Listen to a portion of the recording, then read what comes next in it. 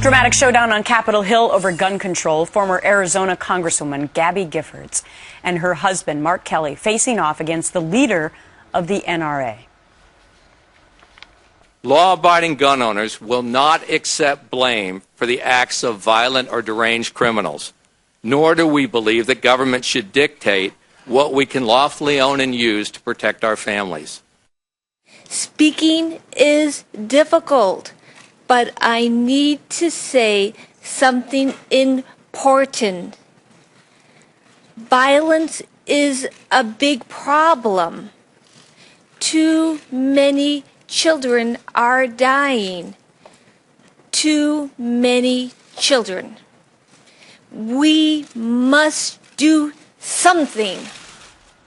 Mark Kelly says he and his wife are gun owners who have no plans to give up their weapons, and even though they did think about joining the NRA, so can there be a compromise? Joining us right now is Fox News senior judicial analyst Judge Andrew Napolitano. Judge, that's the question. Can you adjust the laws as they are without changing the Constitution? You know, the people who support the Second Amendment, of which I am one, believe that an adjustment here, a tweaking there, will open up the doorway to more adjustments in the future, and ultimately the government will be able to choose who carries guns. And one of the things that has kept the country free is fear in the back of the mind of someone who might try to become a tyrant.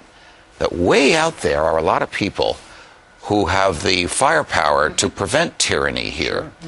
So that's one argument. The other argument underlying the Second Amendment is that the decision to use a weapon to protect your life, your liberty, your children, your property is an individual decision and not a government decision, because it's an aspect of self-defense, and that's an individual decision.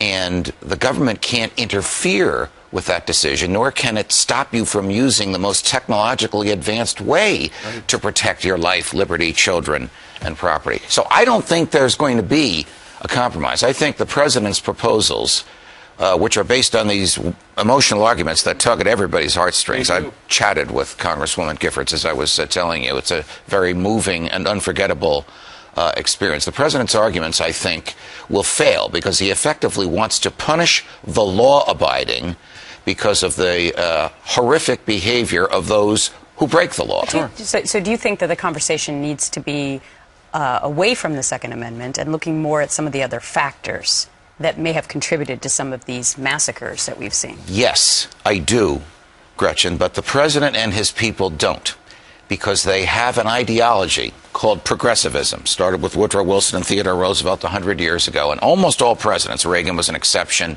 Calvin Coolidge was an exception, think that they can tell us how to live. And they will use this as an excuse to tell us how to live by taking guns away from us. All right. If they can get away with it. Indeed. All right, Judge, thank you very much. Pleasure. Great analysis.